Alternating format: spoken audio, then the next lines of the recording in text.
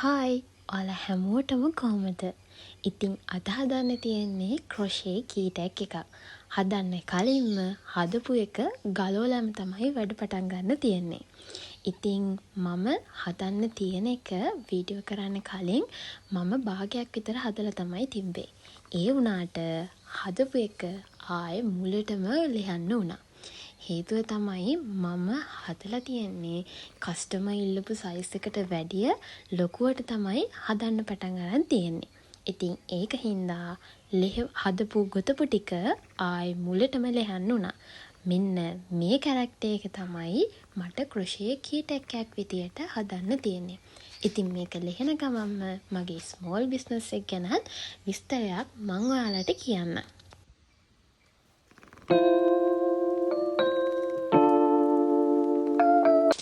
ඉස්සල්ලාම ඔයාලට බොහොම ස්තුතියි මේ වීඩියෝ එක බලන්න තීරණය කරාට. ඉතින් මං ඔයාලට මගේ ස්මෝල් බිස්නස් එක ගැන කියලා ඉන්නම්. මගේ ස්මෝල් බිස්නස් එකේ නම තමයි හීප් ලීප් කියලා කියන්නේ. ඒ වගේම මම ක්‍රොෂේ අයිටම් තමයි සෙල් කරන්නේ.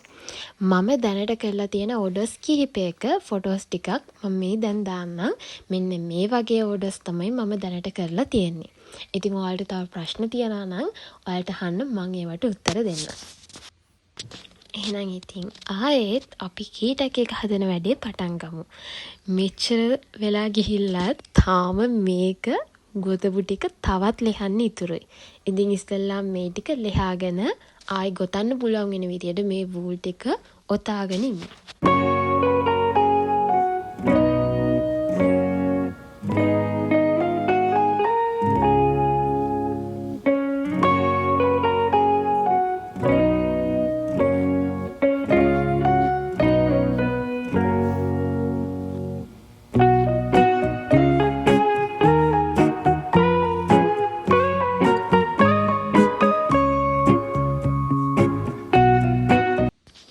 ඔන්න දැන් හරි ඔක්කොම ටික ලිහුවා. දැන් ඉතින් ආයි මේ ලියපු ටික ගොතන්න පුළුවන් වෙන විදියට ඔතා ගමු. එහෙනම් දැන් ඒ වැඩේ පටන් ගමු.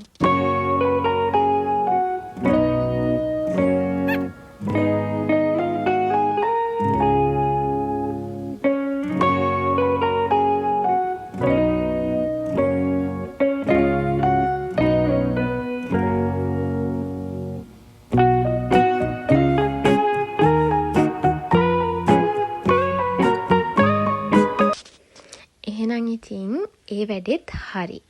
දැන් ඉතින් ගොතපු ටිකයි ඔක්කොම ලියපු ටිකත් ආයෙත් මේ විදියට ඔතාගත්තා. ආයෙ ගොතන්න ලේසි වෙන්න. ගෙතුවා වගේම වෙලාවක් මං හිතන්නේ මට මේක ලියන්න ගියා. ඊට වැඩි වෙලාවක් ගියාද මන්ද කොහොම හරි. දැන් තියෙන්නේ ආයෙත් ගොතන්න පටන් ගන්න. මෙන්න මේ විදියට මං ගොතන එක පටන් ගත්තා. මුළු ප්‍රොසෙස් එක මන් දාන්නේ.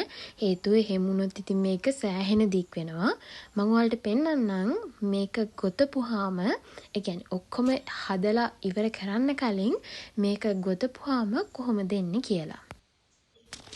ඉතින් මෙන්න මෙහෙම තමයි මම අර අවශ්‍ය මූලිකම ටික ගොතාගෙන ඉවර කරගත්තේ.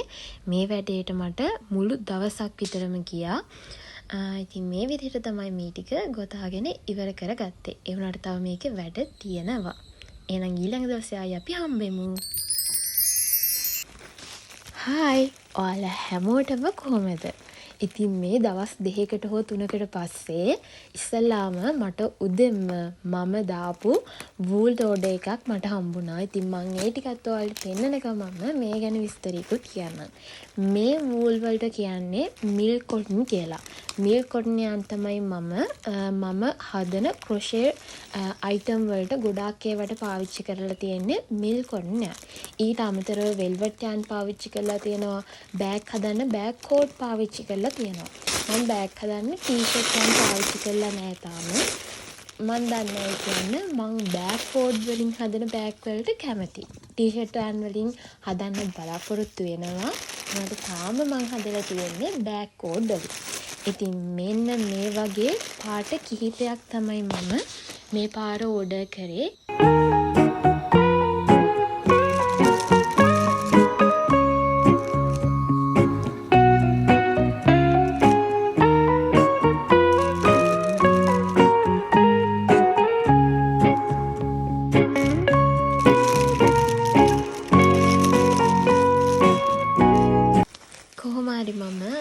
3 ඇතුළත අර ඉතුරු ටිකත් මං හදාගෙන ඉවර කරගත්තා. මේ විදිහට භාගයක් හදාගෙන ඉවර කරා. හේතුව කස්ටමර්ට පෙන්නලා එයාට මේකේ මොකක් හරි වෙනස් කරගන්න ඕන නම් ඔක්කොම හදන්න ඉවර කරන්න කලින් මේක එයාට ඕනේ වෙනස්කම් ටික කරලා දෙන්න පුළුවන් හින්දා මම මේ විදිහට භාගයට හදාගත්තා. ඉතින් මෙන්න මේ තියෙන්නේ මම හදලා ඉවර කරපු කීටැක් එක. කස්ටමර්ට ඕන විදිහට මම කොහොම හරි හදලා දුන්නා. මෙන්න මේ ෆොටෝස් ටිකත් මම ඔයාලට බලන්න දාන්නම්. කොහොම හරි කස්ටමර් කැමති විදිහටම හදලා දුන්නා. මේ අල බෝලේ ඔයි වෙරේ පෙරලෙනවා. කොහොම හරි එහෙනම් දැන් අපි මේක පැක් කරන්න පටන් ගමු. පැක් කරන්න කලින් ඉස්සෙල්ලාම අවශ්‍ය බඩු ටික, ඒ කියන්නේ බබල් රැප්, ඊට පස්සේ thank you card දාන්න ඕනේ box එක, ඒ වගේ දේවල් ටික ළඟට අරගෙන දැන් ඉතින් තියෙන්නේ පැක් කරන්න පටන් ගන්න. මම මේක යවන්නේ post office එකෙන්. එතකොට post office එකෙන් යවනවා නම් අපිට ගෙදරින් පැක් කරගෙන එතෙන්ට යන්න බෑ. එතනට ගිහිල්ලා අපි යවන item එක එතන කෙනාට පෙන්නලා තමයි තමයි අපිට මේක පැක් කරන්න පුළුවන්. මම මේක මෙහෙම ගෙදරින් පැක් කරගෙන යම් බැරි වෙලාවක් කවර එක හරි තිබුණා මේකේ කුණු ගෑවුනොත් කියලා බයිට තමයි මම මේ විදිහට කෝකටත් කියලා ආයි ගලවන්න පුළුවන් වෙන විදිහට බබල් රැප් එකෙන් ඔතාගෙන ගියා. මේක ආයි මම එතෙන්ට ගිහිල්ලා ආයි හරියට බබල් රැප් එකේ එතුවා.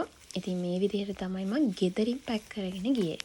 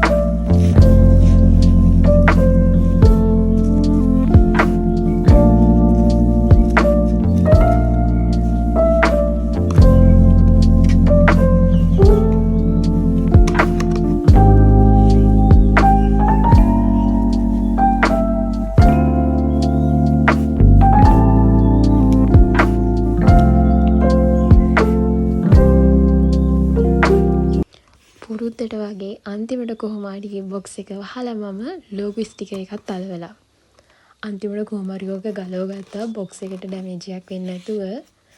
කොහොම හරි මේ විදිහට තමයි මම මේක පැක් කරලා ඉවර කරගත්තේ. ආයෙත් මේ වගේම crochet item එකක් හදන වීඩියෝ එකකින් හම්බෙමු. Thanks for watching. Bye.